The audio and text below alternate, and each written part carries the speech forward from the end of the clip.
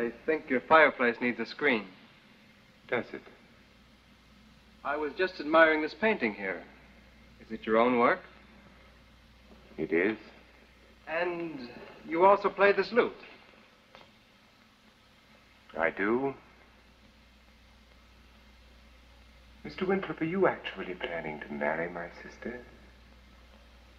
Mr. Usher, during the time that we spent together in Boston, it never occurred to me that, and I dare say to Madeline either, that we were not destined for each other.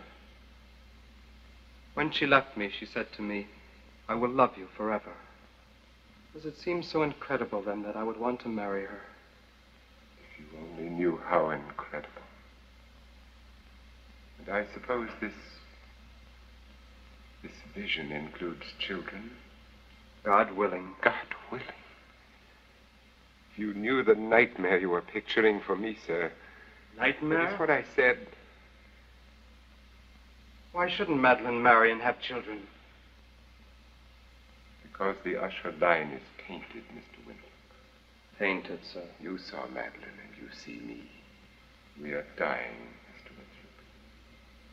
As you saw her today, she is and will remain. Believe me, sir, I bear you no malice. Were things otherwise, I should welcome you into our family joyously. But under the circumstances, it is quite impossible. Why do you assume that you are dying? There are many reasons. Pray give me one, then. Madeline and I are like figures of fine glass. The slightest touch and we may shatter. Both of us suffer from a morbid acuteness of the senses. Mine is the worse for having existed the longer, but both of us are afflicted with it. Any sort of food, more exotic than the most pallid mash, is unendurable to my taste buds. Any sort of garment other than the softest is agony to my flesh. My eyes are tormented by all but the faintest illumination. Odors assail me constantly. As I've said, sounds of any degree whatsoever inspire me with terror. That's why your servant asked me to remove my boots. Yes. And even so, I could hear you coming. Every footstep, every rustle of your clothes. I could hear your horse approaching. Hear the clatter of its hooves across the courtyard. Your knock. The grating of the doorbolt was like a sword stroke to my ears. I can hear the scratch of rat claws within the stone wall. Mr. Winthrop, 3/4 of my family have fallen into madness, and in their madness have acquired a superhuman strength, so that it took the power of many to subdue them. Do you not exaggerate, sir?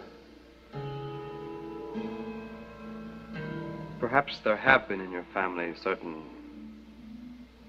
peculiarities of temperament, but... Peculiarities of temperament? How diplomatically you put it. Peculiarities of temperament.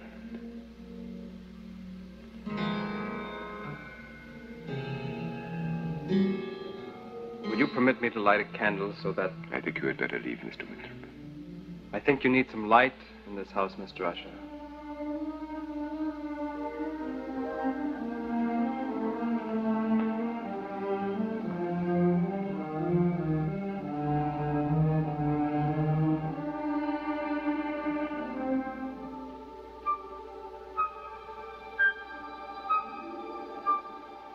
Two pale drops of fire, guttering in the vast, consuming darkness. My sister and myself.